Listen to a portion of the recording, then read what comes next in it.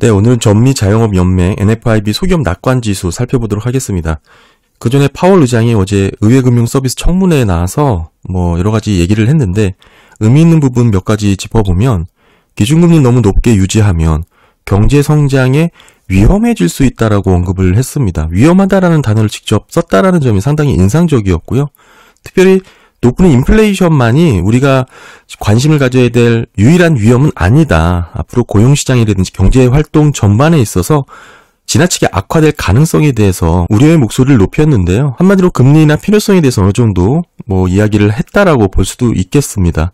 다만 그럼에도 원론적인 얘기처럼 신중한 태도를 유지를 했습니다. 인플레이션은 그동안 잘 완화되어 왔고 어느 정도 노동시장도 냉각되고 있는 진전이 있었지만 아직까지는 충분한 입장은 아니다. 이런 기존의 입장을 다시 한번 고수하는 내용을 발언을 했고요. 특별히 어제는 NFIB의 소기업 낙관지수가 예상치와 직전달 대비 소폭 반등하면서 어느 정도 예상보다 강한 매크로 데이터가 나오면서 전반적인 채권 시장을 좀 짓누르는 분위기가 있었는데요. NFIB 소기업들은 경제에 대해서 비관적인 입장을 고수하면서도 전반적인 보상 비용 증가로 인해서 가격이 상승되는 부분을 많이 우려하는 내용으로 집계가 됐습니다. 한마디로 물가가 아직도 가장 큰 우려 사항이다라고 얘기를 한 것이죠. 6월달 91.5로 집계가 되었고 올해 들어서 최고치를 기록을 했습니다. 차트 보시게 되면 바닥을 찍고 높은 수준까지 올라왔죠. 그러면서도 일간에서는 중소기업이 이제 다시 낙관적으로 돌아섰다라고 보도를 하기도 하는데 사실은 직전달 대비 소폭 반등, 예상치보다 상회, 올해 최고치를 기록했다고 하더라도 올라간 위치 레벨 자체가 지금 이 빨간 선이죠. 00년 IT 버블 때보다 더 떨어져 있고 사실 대부분 경기 침체 이후에나 나타날 법한 그런 레벨까지 떨어진 겁니다. 지금의 수준이 경기 침체 레벨이라는 것이죠. 게다가 50년 평균이 98입니다. 이에 비해 30개월 연속해서 평균 이하의 수치를 기록하고 있다는 점을 기억해야 되고요. 한마디로 역사적으로 낮은 수준 레벨에서 지금 박스권 흐름이 지속되고 있다. 그렇게 봐야 될 것 같습니다. 이 바닥에서 소폭 반등한 걸 갖고 중소기업이 다시 낙관적으로 돌아섰다. 과연 세부 데이터들이 그런 모습을 보여주는지 한번 살펴볼 필요가 있다고 생각을 하고 6월달 일반적인 비즈니스 상황 보시게 되면 전망이 마이너스 25% 기록을 했습니다. 보시면 바닥을 찍고 이렇게 뚜렷하게 반등하는 모습이 나왔습니다. 직전달 마이너스 30에서 소폭 반등하는 모습도 나왔고요. 다만 인플레이션의 정점에 달해 심리가 크게 위축되었던 이 저점이 22년 6월달입니다. 여기에 비해서 반등을 했지만 지금의 레벨 자체가 마찬가지로 지금 집계 이래 이렇게까지 떨어졌던 상황이 없을 정도죠. 00년, 08년 금융위기와 셧다운이 됐던 코로나 때보다도 전반적인 비즈니스 업황, 전망이 안 좋다. 이렇게 봐야 될 것 같습니다. 반등은 했지만 그럼에도 반등한 위치가 현저히 업황이 안 좋은 전망을 하고 있는 레벨이다. 이렇게 보시면 될 것 같고요. 6월 매출 기대 보시게 되면 마이너스 13 기록을 했습니다. 직전달과 동일하게 나왔고 이 위치 또한 명확한 경기 침체 수준의 레벨이라는 것을 보여주고 있습니다. 이렇게까지 매출 기대가 떨어지고 나서 역사상 경기 침체를 피해갔던 사례가 없을 정도로 지금의 판매 추세가 매우 약하다. 이렇게 봐야 될 것 같고요. 실제로 08년도나 코로나 셧다운과 비슷할 레벨까지 떨어졌다는 것은 매우 심각한 매출 기대 상황이라는 것을 보여주고 있습니다. 실적 어닝 보시게 되면 6월달 마찬가지로 경기 침체 레벨까지 떨어졌죠. 6월 마이너스 29 기록을 했고 직전달 마이너스 30보다 소폭 상승을 했지만 그렇게 큰 의미가 없는 그런 수치고요. 아직 뚜렷하게 개선되지 못하고 바닥권에 머물고 있는 그런 모습을 보여주고 있습니다. 마찬가지로 재고 사이클 중요하게 봐야 되는데 6월달 재고 현황 마이너스 3 기록했습니다. 직전달 마이너스 7에 비해 소폭 증가를 했습니다. 다만 절대 재고 수준이 과거에 비해서 좀 낮고 추세 반전된 흐름이라고 평가하기는 아직 이르다. 이렇게 봐야겠죠. 이렇게 낮은 레벨의 재고를 유지하는 이유 자체는 향후 전망에 대한 부정적인 입장을 갖고 있기 때문이라고 봐야 됩니다. 재고 보충을 안 하는 이유가 경기에 대한 확장과 기대가 부풀려 있다면 재고를 빨리빨리 쌓으려고 하는 기업들의 모습이 나오겠죠.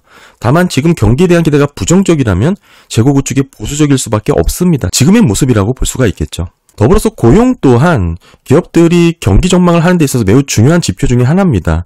특히 NFIB 소기업 구인 건수와 졸트 구인이직 보고서와의 상관관계는 매우 높습니다. 왜냐하면 노동력의 절반 이상이 중소기업, 소기업에 집중되어 있기 때문이죠. 보시게 되면 뚜렷하게 하락 추세 중에 직전달에 소폭 반등하는 모습을 보이면서 42까지 높아지는 모습이 나타났는데 이번 6월달 들어서면서부터 다시 NFIB 고용은 재차 하락을 했습니다. 37로 다시 떨어졌고요.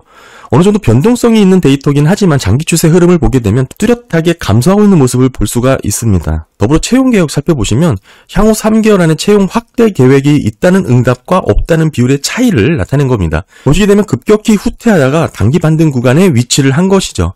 두 가지 의미를 내포하고 있습니다. 첫 번째는 민간 부분의 비농업 신규 일자리 대부분 4개월 선행하는 것을 우리가 확인을 할 수가 있고 지금 비농업 급여와도 높은 상관관계가 있다. 한마디로 지금 추세 하락하고 있다는 점에서 최근 임금 상승률에 대한 영향을 미쳤을 가능성이 높다. 지금 둔화되고 있는 모습이 나타나고 있잖아요. 그런 부분에서 어느 정도 선행성을 보이고 있다라고 봐야 되고 오른쪽 차트는 실업률과의 역의 상관관계를 보여주고 있습니다.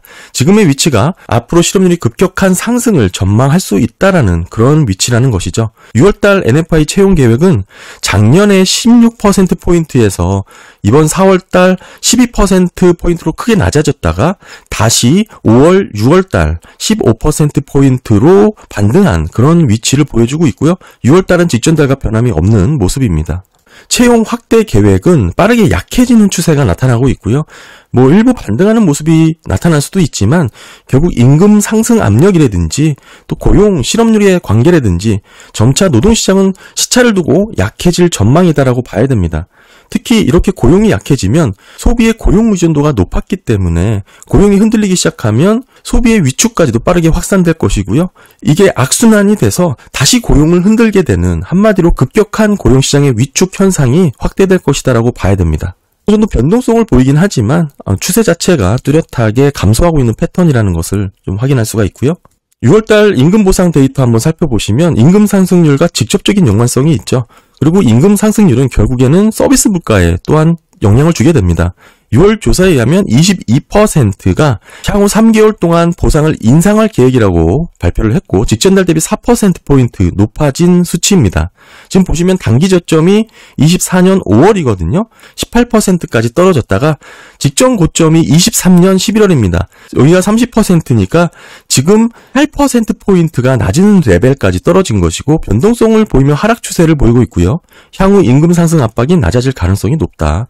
그럼에도 전달비 반등하면서 지금 실제 거의 한 40% 정도가 보상을 인상을 했습니다. 보시게 되면 실제 보상 계획에 대한 변화 부분 보시면 대략 38% 정도가 보상을 인상했는데 대부분의 기업에서는 주요 비용으로 산출이 될 것이고 가격 상승이 올라가는 근본 원인이 될 것입니다. 따라서 인플레이션의 하락 추세에서는 좋지 않은 그런 신호라고 볼 수가 있겠죠. 전반적으로 보상 비용이 증가하게 되면 가격 상승 흐름이 나타나게 됩니다. 다만 보상 계획 데이터는 추세적으로는 떨어지고 있지만 직전 달에 비해서는 4%포인트가 높아져서 22%로 이렇게 좀 소폭 반등했다라는 거 이런 부분을 말씀드리고 있는 거고요. 장기 시계열로는 변동성을 보면 하락 추세에 있는 구간이다 이렇게 봐야겠죠. 그럼에도 거의 40%는 보상을 실제 인상을 했는데 대부분이 비용 상승, 가격 상승이 이루어지기 때문에 인플레이션이 생각보다 더 높은 수준에서 끈적끈적하게 유지될 가능성이 높다. 이 말씀을 드리는 거고 그럼에도 하락 추세를 벗어날 정도의 변곡점이 나타나진 않았다. 이렇게 보시면 좋을 것 같습니다. 물가 관련해서 뒷받침할 부분은 NFI 보상계획 데이터 3개월 이동평균과 ECI죠. 고용비용지수와의 비교 차트입니다. 6월달 20을 기록을 했습니다. 직전달과 같고요. 한마디로 낮은 수준에서 계속 추세가 이어지고 있다는 것이고 이 말은 ECI 고용비용지수 임금 데이터가 지속적으로 하락할 것이다 라는 보여주는 선행지표로 해석을 할 수 있습니다. 더불어 CPI 상승률과 직접 연관성이 높은 향후 3개월 내 제품가격 인상시킬 계획 비중에 대한 차트입니다. 6월달 26%를 기록을 했고요. 직전달 28% 비해 소폭 하락을 했습니다. 전저점이 23년 4월 21%니까 여기 떨어진 후에 반등을 했고 단기 고점이 33%였거든요. 여기서 다시 마이너스 7%포인트 하락을 한 위치죠. 재차 하락하고 있는 추세고 한마디로 앞으로 가격 인상 계획이 있다라고 응답한 비율이 좀 크게 꺾였다라고 봐야 됩니다. 따라서 직전 저점인 23년 4월 21%까지는 5%포인트 정도 차이만 지금 나타나고 있고요. 이 말은 6월달 수치가 소폭 하락을 했죠. 따라서 물가 하락 압력이 유지될 것이다라고 전망해 볼 수 있는 내용입니다. 그래서 평균 판매 가격 인상 비율도 살펴보면 5월에 비해서 2%포인트 상승을 해서 6월 27%를 기록을 했고요. 끝부분 보시면 울퉁불퉁한 구간을 나타내고 있죠. 지속적인 인플레이션 압력을 시사를 하고 있지만 최근의 하락 추세는 여러 가지 압력이 다소 완화되고 있음을 나타내고 있다. 이렇게 해석을 할 수가 있고요. 레벨 자체가 어느 정도 인플레이션 압력을 받고 있는 레벨이라는 것을 평균 판매 가격 인상 비율로도 어느 정도 엿볼 수가 있는 부분입니다. 대체적으로 NFI 소기업 낙관 지수는 소비 심리 지수와 높은 상관관계를 갖고 있습니다. 왼쪽이 컨퍼런스 보드고 오른쪽이 미시간 대학교 소비 심리 지수인데요. 보시게 되면 등락의 차이는 있을 수 있지만 방향성에 대해서 높은 상관관계를 가지고 있고, 특별히 왼쪽이 컨퍼런스 보드는 기준선 100을 기점으로 경기 침체 직전에 디커플링이 나타난다는 현상 말씀을 드렸죠. 지금 결국에는 NFIB는 100 이하로 떨어졌지만 컨퍼런스 보드 소비자 신뢰 지수는 100 이상에서 디커플링 발생을 했고, 추후에 컨퍼런스 보드의 소비자 신뢰 지수가 NFIB 소기업 낙관 지수 쪽으로 수렴을 하게 되면서 전반적인 침체 국면으로 진입을 했다라는 현상을 보여주고 있습니다. 그에 비해 미시간대 소비 심리 지수는 상당히 높은 상관관계를 보이면서 지금 레벨 자체가 소비 심리가 둔화 위축되어 있다는 것을 보여주고 있고요. 이번 달 6월 NFI 소기업 낙관 지수 정리를 해보면 초반에도 말씀드렸지만 경제에 대해서 비관적인 입장을 고수하고 있는 것은 맞습니다. 직전 달에 비해서 소폭 반등하는 모습이 나오며 올해 최고치를 기록했지만 여전히 낮은 레벨이라는 것이죠. 이를 확대 해석하며 중소기업이 다시 낙관적으로 돌아섰다라고 해석될 여지의 세부 내용은 전혀 없었고요. 오히려 보상 비용이 증가하면서 전반적으로 가격이 상승하는, 즉 물가, 인플레이션에 대한 우려가 가장 큰 부분으로 확인된 데이터라고 해석을 할 수가 있습니다. 그럼에도 전반적인 채용 계획이라든지 보상 계획 데이터, 제품 가격 인상 계획 등의 비중을 놓고 상관관계를 따져보면 결론적으로 평균 판매 가격 인상 비율로 확인할 수가 있듯이 지속적인 인플레이션 압력을 받고는 있지만 최근 하락 추세가 반전될 정도로 높은 상승 압력이 나타나고 있는 것은 아니다. 여전히 물가 완화에 대한 흐름은 지속되고 있다라고 봐야 됩니다.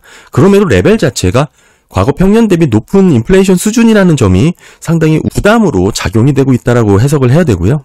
그런 부분에서 소비 심리가 급격하게 둔화 위축되고 있는 상황을 확인할 수 있습니다. 중소기업들은 늘 어렵다라고 말씀하시지만 과거 차트랑 비교를 해보면 딱히 지금만 유독 어렵다라고 엄살 부릴 만한 내용은 아니죠. 물론 22년 USB에서는 NFI 조사 결과가 공화당 행정부에 유리하게 결과가 나온다는 분석을 하기도 했습니다. 따라서 이런 부분 좀 참고해서 보셔야 되겠지만 전반적으로 경기 변화를 선제적으로 감지하기 위해서는 스몰 비즈니스 환경 변화에 민감하게 살펴보는 게 필요하다. 이 말씀을 강조드리고 있습니다. 그래서 전망이라든지 계획, 이런 소프트 데이터 말고 하드 데이터, 실제 숫자로만 정리를 해봤는데요. 구인 건수 보시게 되면 뚜렷하게 지금 둔화되고 있는 모습 확인할 수 있습니다. 6월달 37로 직전 달보다도 낮아졌고요. 이미 팬데믹 이전 레벨까지 떨어진 것을 확인할 수가 있고요.